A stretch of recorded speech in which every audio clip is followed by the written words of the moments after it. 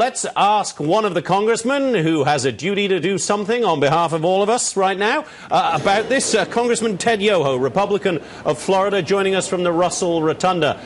Congressman, so the likelihood is you guys in the House are going to get back a clean continuing resolution from the Senate today. Why not just say, yep, we need to fund the government, let's agree to that, and we'll have a whole nother piece of legislation on the Affordable Health Care Act, Obamacare?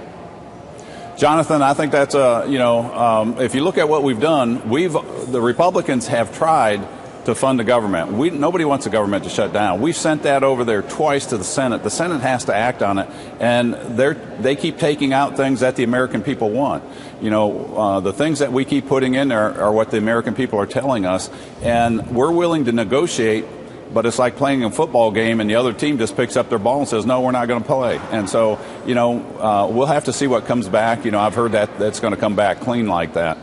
Right. So, but again, what would be the problem then with the House saying, all right, Obamacare will fight another day. We can introduce a piece of legislation tomorrow which tries to defund the Affordable Health Care Act, which tackles certain taxes, which delays the individual mandate, whatever. You could do that as a separate piece of legislation tomorrow. Why not vote on the continuing resolution today just as a continuing resolution? Well, again, Jonathan, we're going to have to see how this plays out. The reason those things are in there, it's a postponement of the Affordable Care Act. I ran on getting rid of that. The people elected me on that, and we put that in there, again, because of the voice of the people said, we want this in there. And then the medical device tax, that's just a common sense tax. That would stimulate the economy. And again, we're looking to keep the government running. Nobody wants to shut it down. So we're going to have to see what comes back from the Senate and what we decide to do. The other thing is, if you look at what we sent over there first and the Senate sent it back, they also moved the date from December 15th to November 15th, shortening up that span to when we're going to have to raise the debt ceiling. And I think that was disingenuous. I thought it was party politics. And we also extended in there to put the date back to December 15th. In addition, we put in that bill to make sure if there is a government shutdown that nobody wants, that the military will get their pay. And so if they take that out, that's on them. And I hope they don't do that. I hope they think better about America. Our problems are bigger than Republicans, and they're bigger than the Democrats. We've got to come together and negotiate. But if you have one side that says we're not going to negotiate, America loses in that. Yeah. And we're here. We were here over the weekend. We were here there at the Senate steps yesterday, asking Mr. Reid and the president to come negotiate with us. We were there as Republicans, and the news really ought to call them out and say, why weren't you guys here?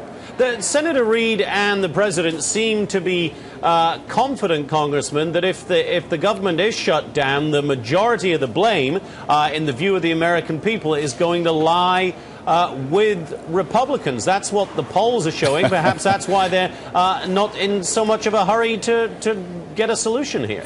And again, Jonathan, we're not looking to blame anybody. And I ran on we can all admit that our government needs some help. And again, there's people that have led us here. The American people really don't care if it's the Republicans or Democrats, because they're the ones that lose in this. We don't need to blame. We need to just come together and work to make America strong so that the American people don't lose. They're going to be the ones that lose in this, not Republicans and not Democrats. The American people are. We're here to help solve that problem, and let's just hope that calmer minds prevail and that we can come to a negotiated with both sides resolution that'll keep our government funded. Is the Tea Party wing of the Republican Party holding John Boehner hostage here, as some accounts would have it? I don't think so. I mean, I've got a lot of Tea Party support, and I get asked this a lot. Are you a Tea Party a supporter of the Tea Party? And I'm going to ask you and the American people, if you believe in limited government, fiscal responsibility, free enterprise, if you believe in those things, that's what the Tea Party movement is all about. There's no party leader. There is no national headquarters. It's a movement that people want better government, fiscally responsible. And so I think that holds everybody at hostage, hopefully not hostage. I just hope that holds them accountable to a better government. What will you do? How will you vote personally today if you get this clean continuing resolution back on the House floor? Jonathan, I'm going to have to wait. If it's just a clean one, I'm going to have to do some soul searching here. Again, I don't want the government to shut down, but there's got to be a give and take to short our military. If we can't cover that. And the Affordable Care Act, again, we're looking for a postponement. When you have the union saying this isn't ready and people like the major airlines saying it's going to cost them $100 million, this is a mistake. And to me, the whole bill was a legislative malpractice in the way that it got run through. The infamous words of the then speaker, we have to pass it to see what's in it. We have to pass it to see how it's going to work. If we did that on a contract, like on a closing on a house, and somebody said, what are your closing costs going to be? And they say, oh, don't worry about it. Just sign it, and we'll get that back to you later. I mean, anybody else would go to jail, and it's not right. The American people deserve and they demand better. And so... Is your decision and the decision of all your colleagues made, Congressman, on a 50-50 basis of what is best politically, what is best for the country? Is it 70-30, or are you purely going to decide how to vote this afternoon on the basis of what is best for the country? Hand on heart.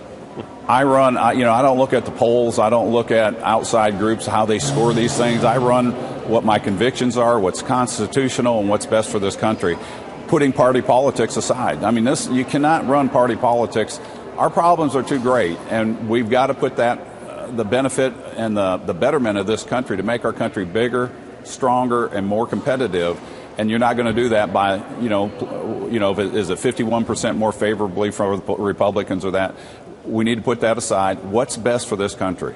And that's what we need to run on. And I hope everybody else runs on those same things. Finally, Congressman, do you believe that we're going to have a deal before midnight? Do you believe that there can be a deal, that cooler minds, as you've said, cooler heads, will actually prevail? Or should the American people just prepare themselves for Clinton-Gingrich shutdown all over again? Yeah, this is not a time to do the party politics. I'm here because I'm an eternal optimist, and I think the majority of the people, if we weren't optimists, we wouldn't be here. So I think we'll have a deal. I truly believe that in my heart, that we'll have something that we can present to the American people to bring stability so that we can deal with our debt ceiling coming up in December. All right. Well, I truly hope that your optimism is proven to be correct and a good prediction. I hope it's infectious. Yes, indeed. We could do with that around there. Congressman Ted Yoho, Republican of Florida, Thank you. Great to see you, sir. Thank you for being here.